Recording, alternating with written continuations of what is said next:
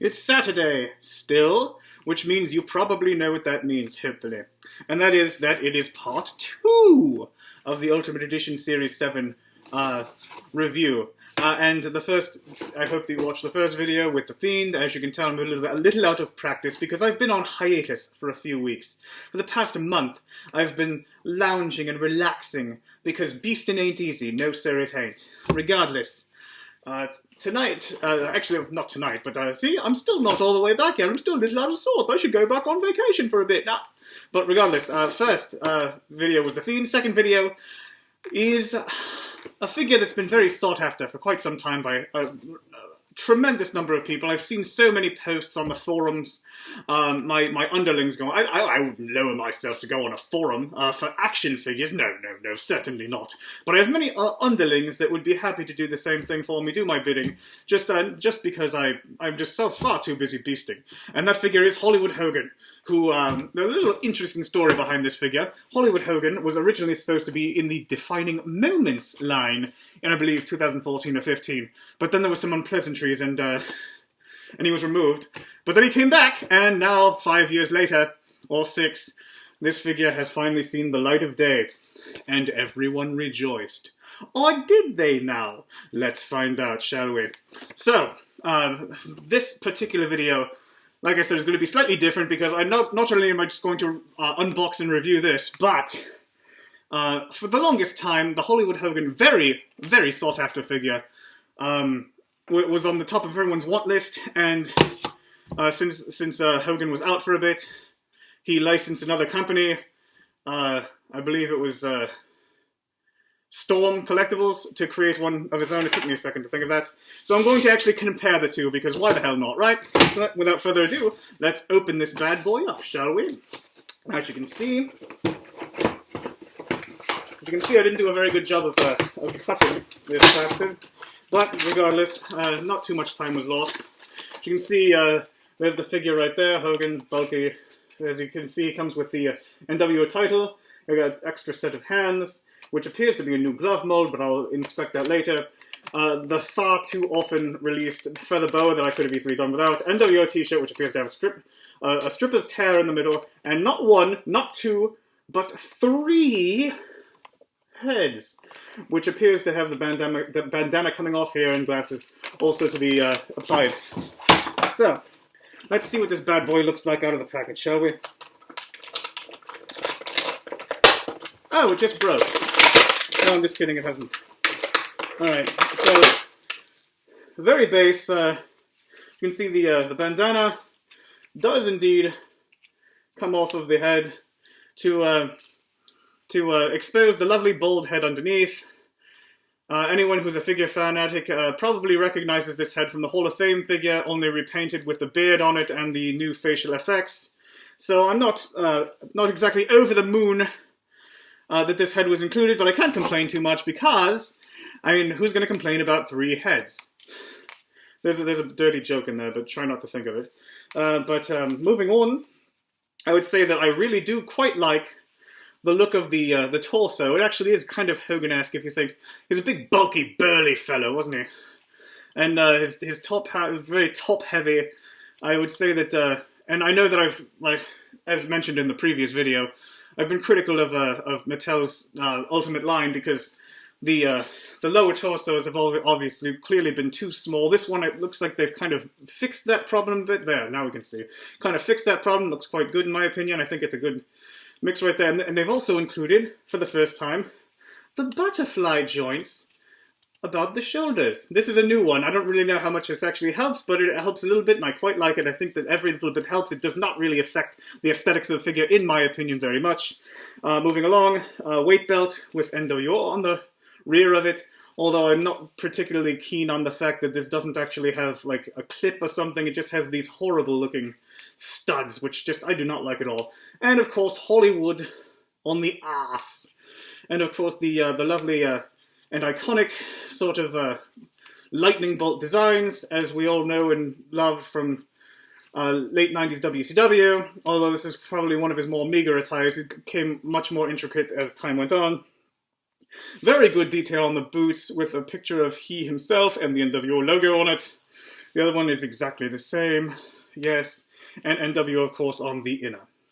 As far as articulation is concerned, I would say that this is probably really good because there's not really much tight, which was always a criticism in the past.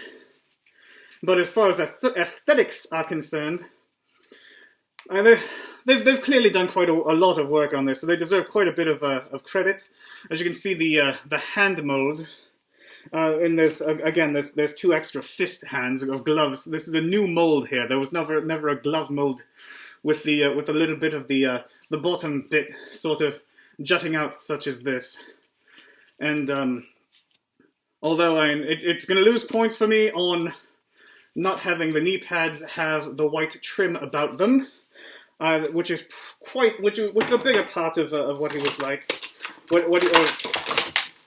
That was a horrible way of going about that, but which he typically wore black knee pads with white trim around them. This is the first time the NWO title has been released properly with the capital N, large W, and then O as first spray painted at Road Wild or Hog Wild 1996. First installment of Hog Wild. Another free bit of plastic. Hours of fun were had by all.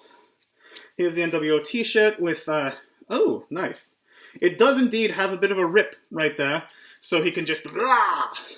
But it also has, and this is not going to come across super well right here, but you'll see it better when I actually put it on the figure. He actually has the slits in the back of the shirt, which is always a Hogan mainstay.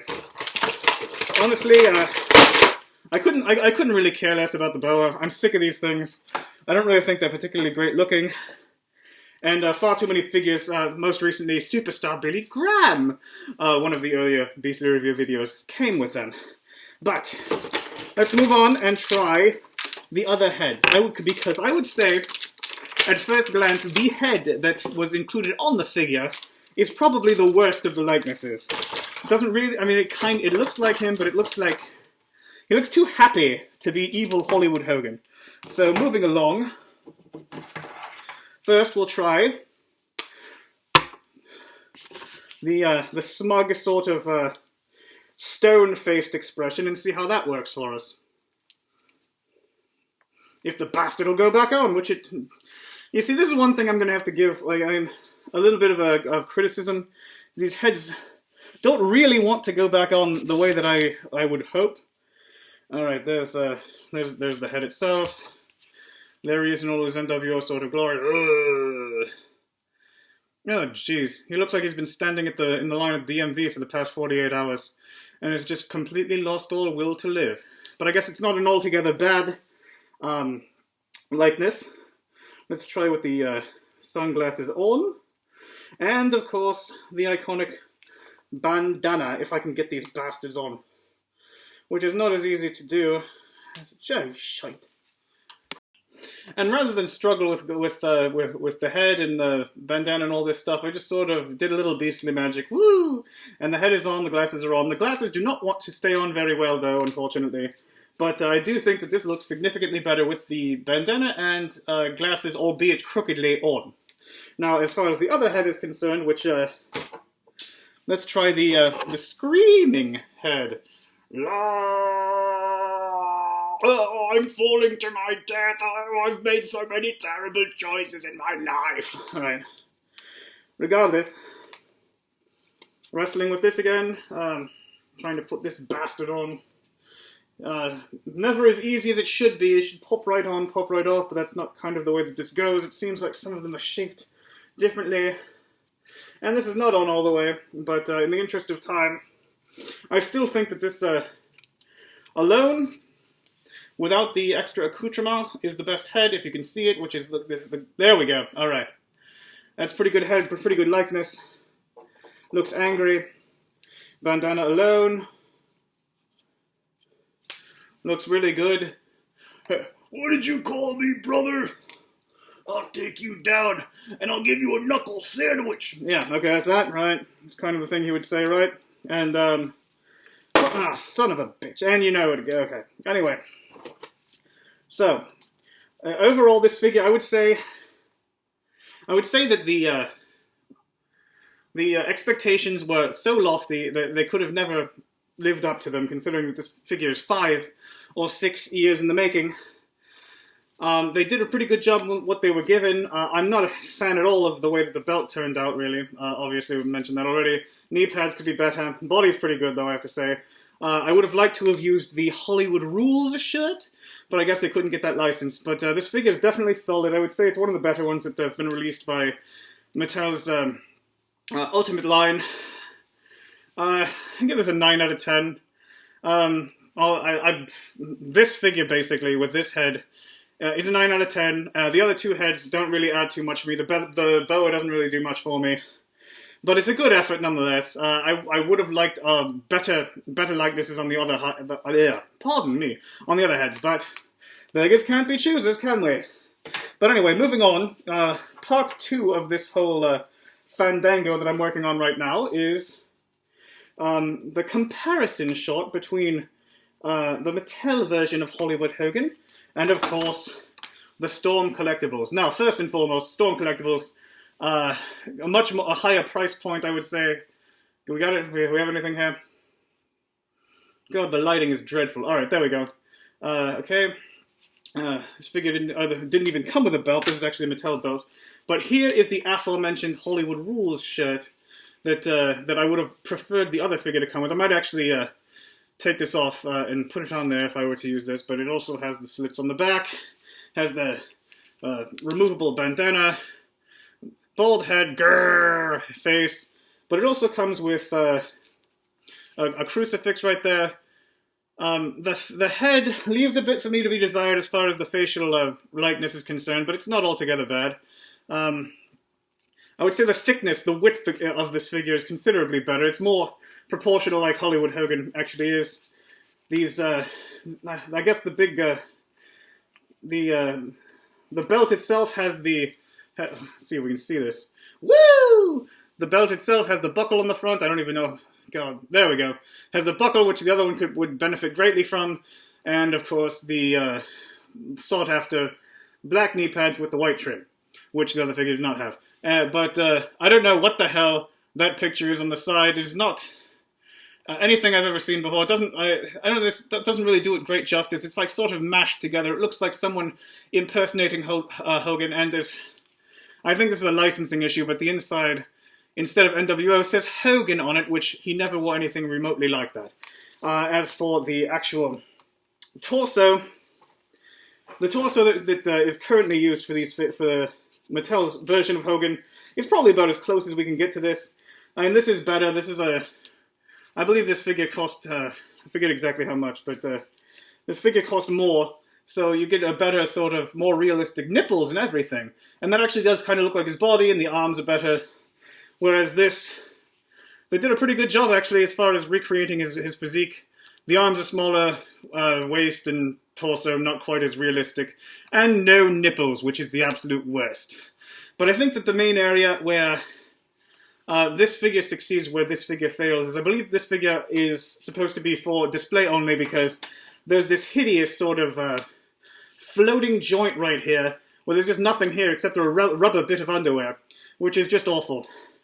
The actual design is much better on the side. It has Hollywood, and then one side has the... I don't know if anyone saw that, actually. It says Hollywood right here with the film strip, which I quite like, and the other side has the classic lightning bolt. But I don't believe that this is meant for play, whereas this is definitely clearly meant for play.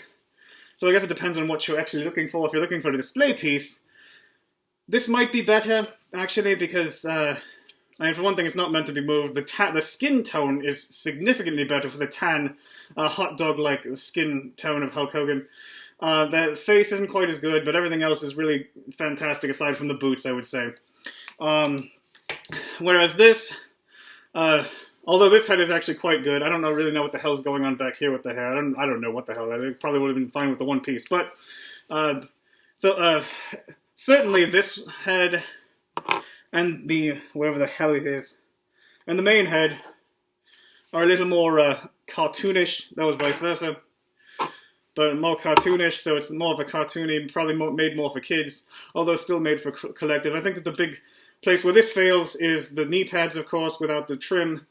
But everything else is a lot more, and the belt, of course, is in my opinion, not good. They need to work on that belt mold. But I don't know. I guess I would probably give the nod to this one because it comes with more and better accessories.